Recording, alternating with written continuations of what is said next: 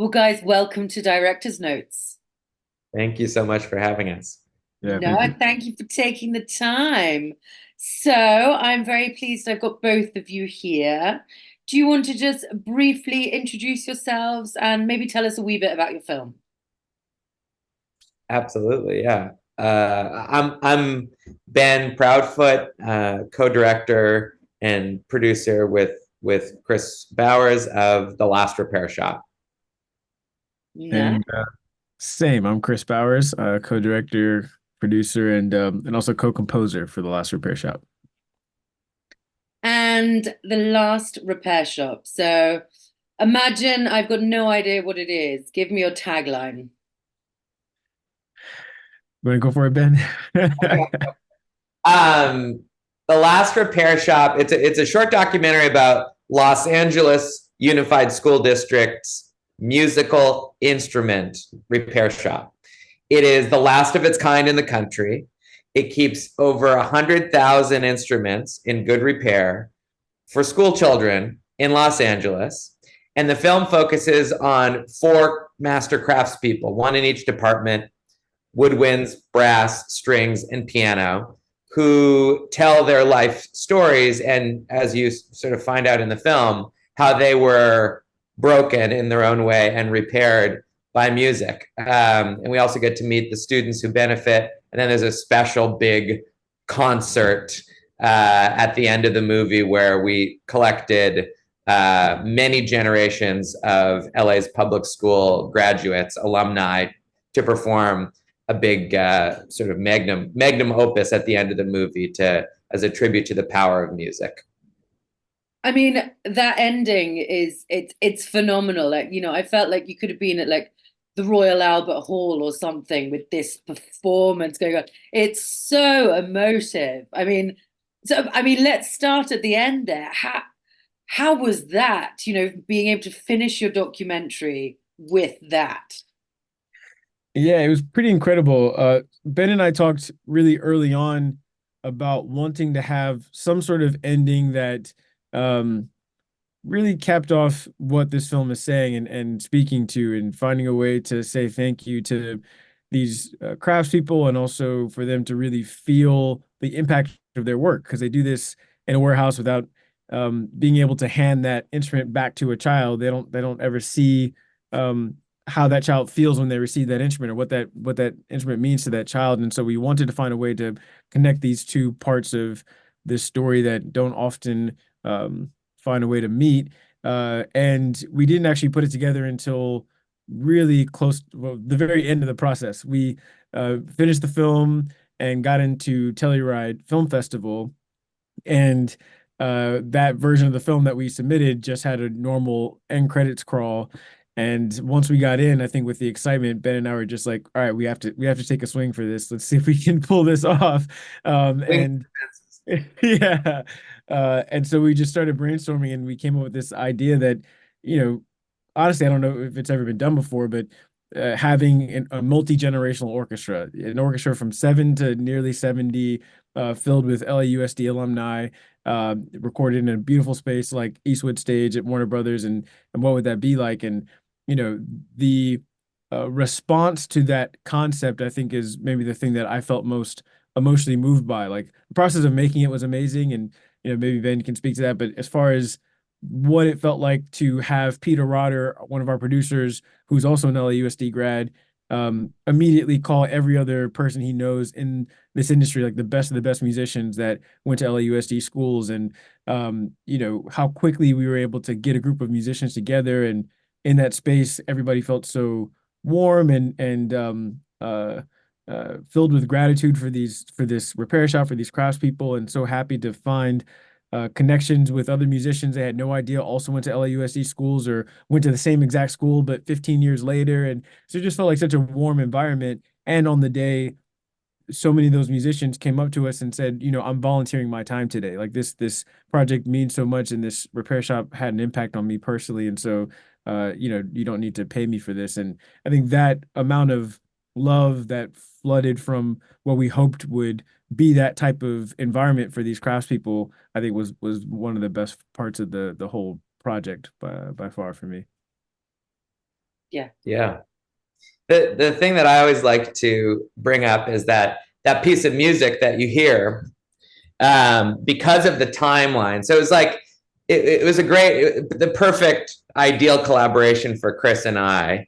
But we had almost no time to pull it together. It was a very chaotic pulling together of things. And Kris had written the themes, but the actual piece of music was written over a weekend, which just kind of blew me away. That, which speaks to Kris's amazing talent as a composer, is he could reach in the hat and pull out this amazing orchestral suite that blew everybody away. I was like, oh, good thing that worked out. But it was such a fun process for the music to inform the visuals, and then the visuals to spark their own ideas and then come back and inform the music.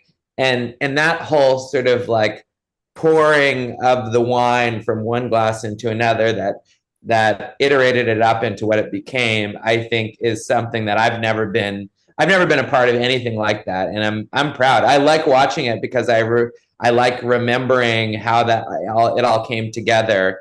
It was a real mix of a lot of really incredible people and resources paying attention, and enough room and spontaneity to play and change things and throw things out and put new things in, and until the last second.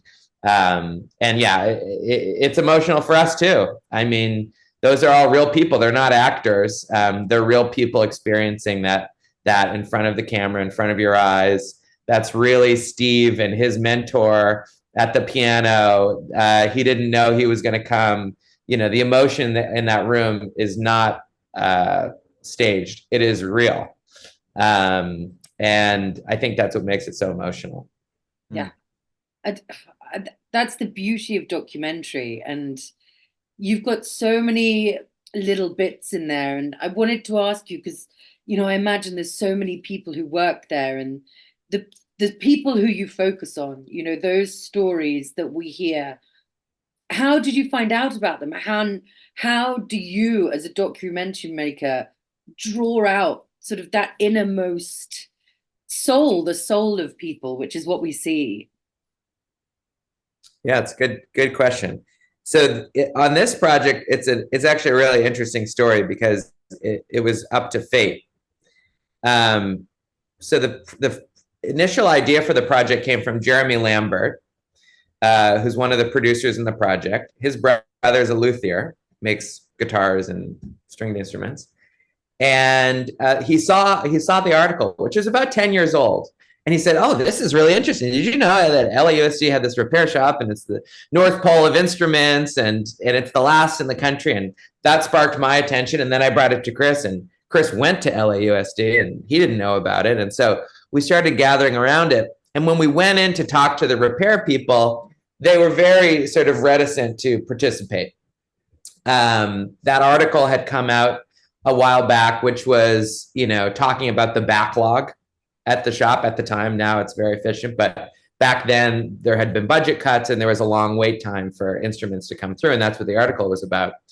And, they didn't feel like that reflected well on them. So they were very reticent of anybody coming in to tell the story. So I got up there and, did my song and dance of why they should participate, and this was going to be great for the shop, and we're going to show the beauty of the process and the beauty of the people and advocate for music education. And everybody's sort of listening like, this guy smiles a lot, and who is he? 4 people raised their hand to participate at the end. Those are the 4 people in the movie. Nobody else agreed to be interviewed, just those 4 people.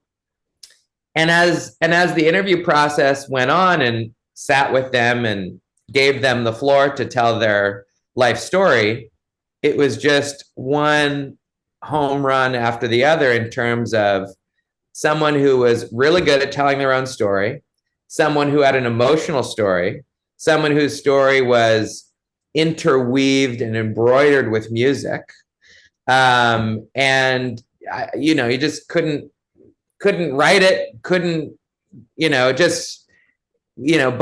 think both Kris and I look back at that and think like we were incredibly lucky to be sort of blessed with these storytellers. And that's really when you get a good film, is when the material that you've collected is so good that you feel really responsible to do a good job. And so we spent 4 years working on the movie, honing it. Nick Wright, our editor, did an amazing job, crafting it. And the interviews with the kids too was another gift. I mean, Portia, this was not a casting call of thousands of people.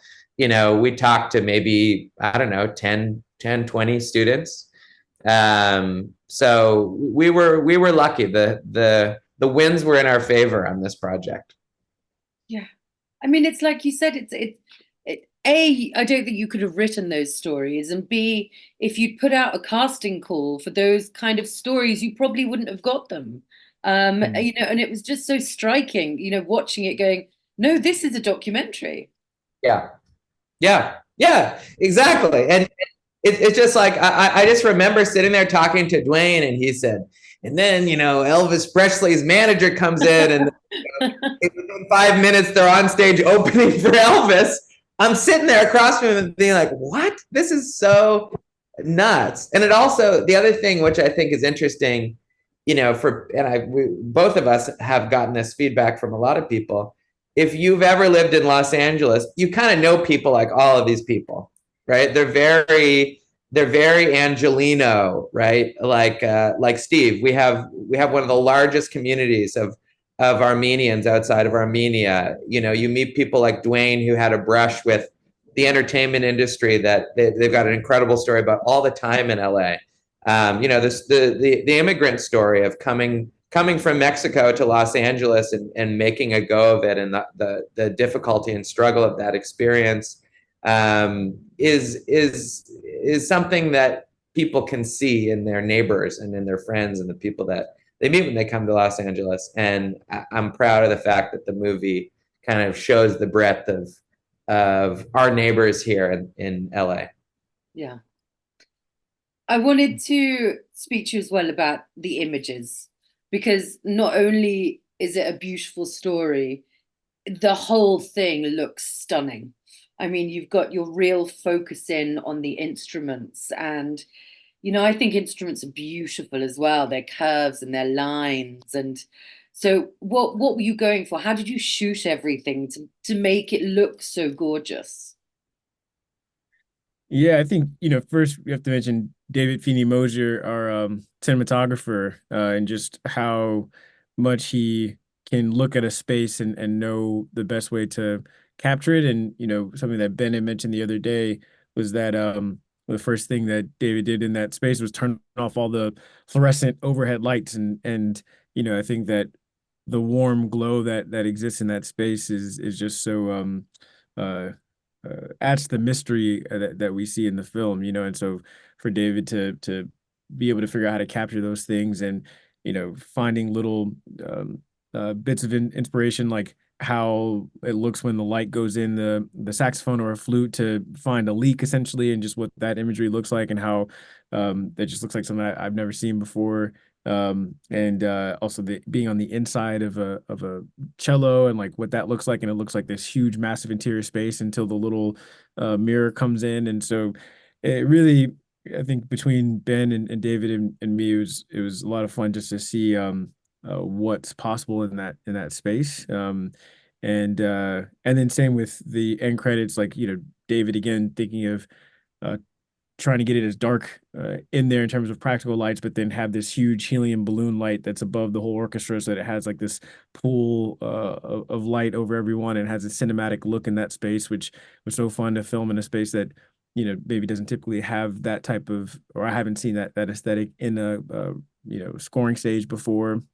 Yeah, I don't know, Ben, if there's anything else that you could think of in terms of that collaboration with David that's worth mentioning.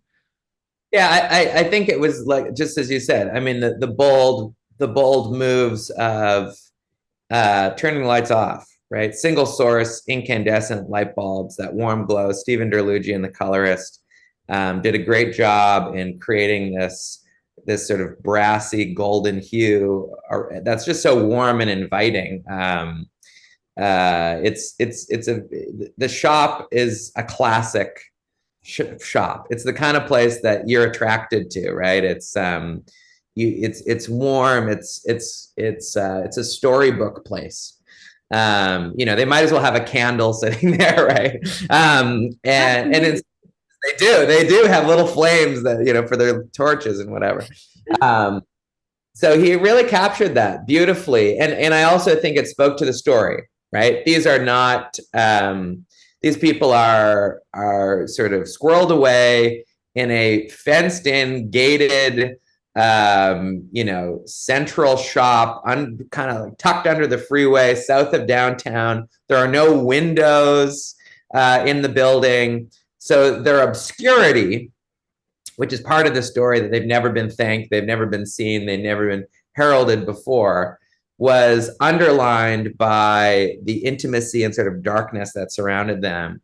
And I also think that's why the ending is so great, to see them all together. You don't see them together in the movie. You see them individually, and then suddenly they're all together interacting with each other. And it's so fun to see them sort of out in the world, getting to play together, to appreciate each other, look each other in the eye. I think that's part of why that ending is so satisfying.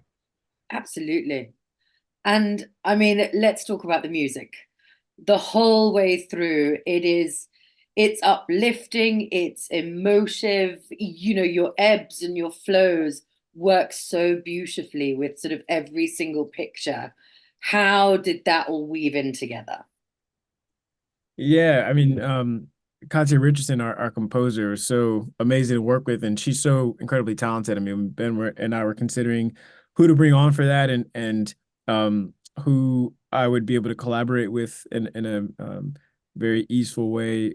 We immediately thought of Katya. I've been a fan of hers for a while, and then I loved what she did on a couple of other Breakwater projects before, and so both of us said her name immediately and didn't think about anybody else. And the process between me and her was me writing those themes that we talked about, that we hear them in that suite at the end credits, but I just gave her piano versions of the themes, and then Ben and I talked about really wanting to have it be almost a Peter and the Wolf experience, where you're hearing the instruments that are being talked about with each department being accentuated and featured in that. So, having the strings and woodwinds and brass and piano be the focal point in each of those palettes of those sections. And she didn't have much time, and she did such an amazing job immediately taking these themes and really crafting so much emotion and shape out of it. And then the process was really just about nudging things here and there, and talking about how we can maximize timing and pacing and emotional swells, and when do things land, when do we want to pause, when do we want to hold for a moment. And so yeah, I feel like that collaboration between the three of us was so fun. And for me as a composer and musician, it's always amazing to have a melody and think about how I might treat it. And it's such a fun surprise to give it to another incredibly talented composer and hear how they do it in a way that I never would have done it. And so for me, it feels like I felt even more like that was the right choice for us to have that collaborative involvement, just because I couldn't see this film having any other score with what Katya did. Yeah. And you two, am I right in saying this is your second collaboration together? That's right. Yep. How has your sort of shared language and the way you work together, how has that evolved? Great. With the first time we met, Peter Rotter, who's an executive producer of this film, he also plays clarinet in the end. He's a music contractor. He put me and Chris together because Chris wanted to make a short film. And Chris's vision for the short film was very clear, which is he wanted the music to lead the story and for them to be working together. But what if we made a short film where that there was a real integration, rather than make the movie and score it afterwards, where there was a real integration, the music was written before, and there was a real dialogue between the story and the music. And I think as time has gone on, and now having completed our second project, we're just getting closer and closer to the first thing that came out of Kris's mouth, however long, 6 or 7 years ago now, which is a cinematic experience that combines both of our obsessions. Mine, which is kind of like, the true stories of real people, and how amazing and emotional and full and rich and sort of mythological everyone's story is. And Kris's incredible talent and passion for how music can tell the story. And then both of our interest in all of the craft of filmmaking, the experience of the audience, how we can take them on a story, et cetera. And so to me, as time goes on, we just get better at achieving Kris's original idea. I don't know, Kris, how we don't talk about it that. Do you not sit there and talk about how great it is together? We're just such cheers, Kris. Cheers to us. No, we don't. Yeah. No, I mean, I totally agree. It's also we do mention this in these conversations we've been having, just that our background in improvisation, me as a jazz pianist and Ben as a sleight of hand magician, really lends itself to that flexibility and really working on something, and having a detailed plan for something, but then going into a space and then being really open to how it might feel best and what feels right and all of that. And I think that creates that, plus the fact that we are serving the story first and foremost. That's our North Star, these humans that were so vulnerable and honest with us, wanting to serve that. And so there's never an issue of ego where, if I say, I have an idea and I mention it, Ben's immediate response is like, let's try that. Let's see how that works. And then vice versa, so I think that type of interaction is so conducive to really great collaboration and partnership, because it's really like, we know what this story needs to say in terms of the emotion or the tone, or again, what it's serving. And any idea, it's easy to judge whether or not intuitively we can tell if it's serving that larger goal, not like, is it good because it came from either one of us. And I think that because we have such a deep love for not only all the crafts of filmmaking, like Ben said, but specifically film and music, we can talk to each other in languages that we understand, as each of us are, like hobbyists in terms of, maybe not hobbyists for both of us, but I feel like Ben is a musician at heart, even though he can't like sit down and play more than he can actually play a little bit of Rhapsody in Blue if you give him but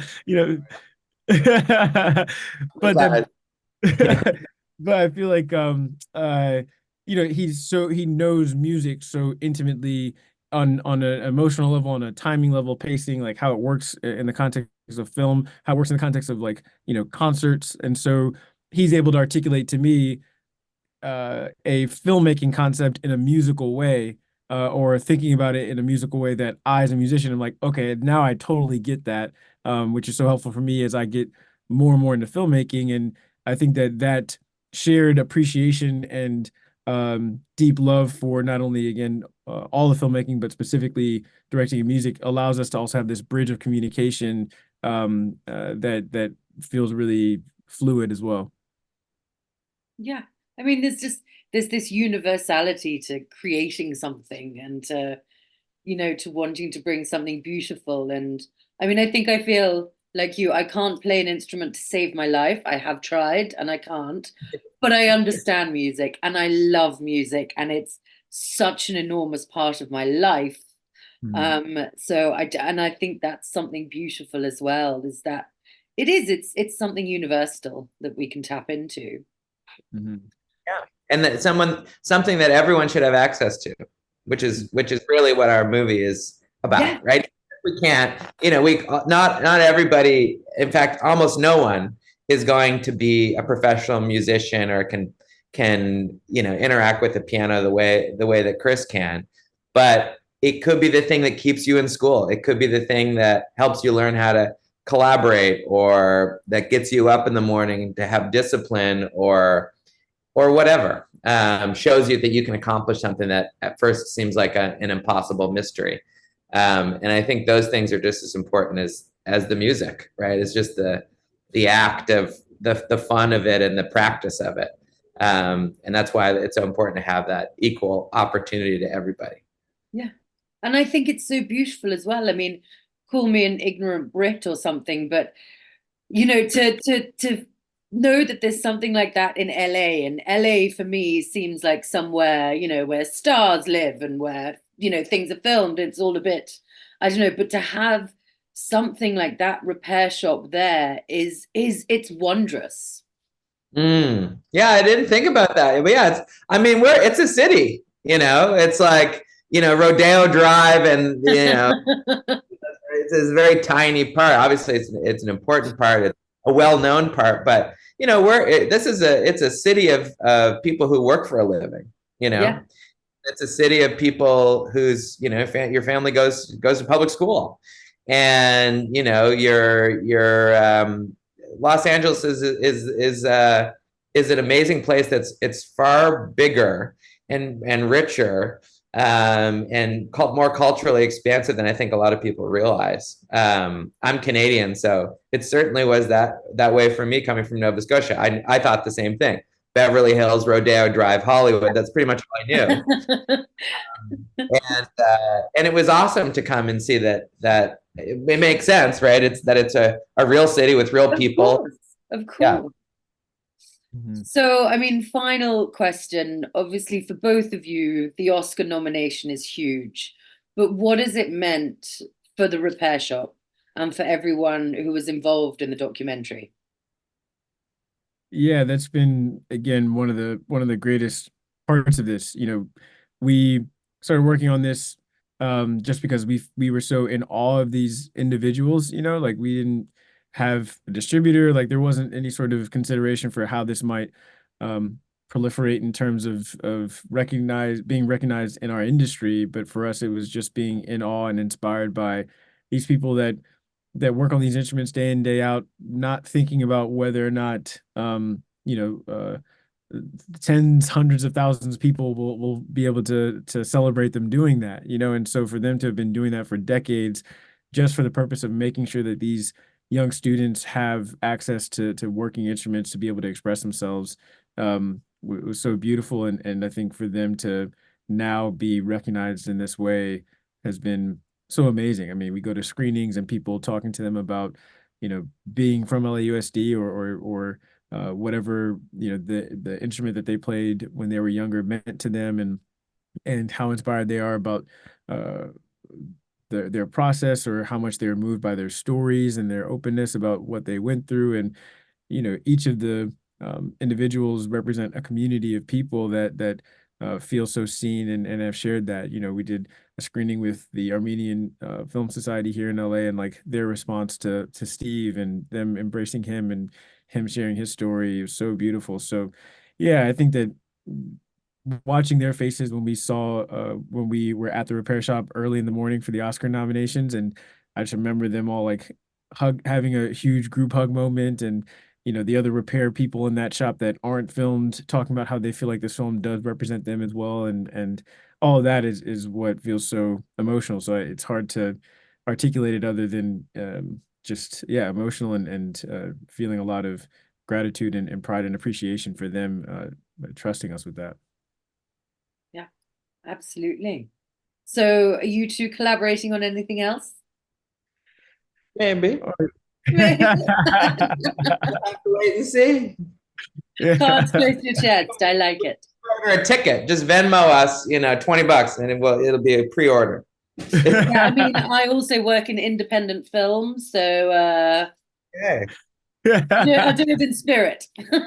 I'm just kidding, of course. But yeah, I mean, I there's too many ideas floating around to say that I think there'll be another Ben and Kris joint coming out sometime soon. Yeah, for sure. You guys have got something good going on. There's some kind of symbiosis that just works. Yeah, thanks. Thank you. Yeah, we agree.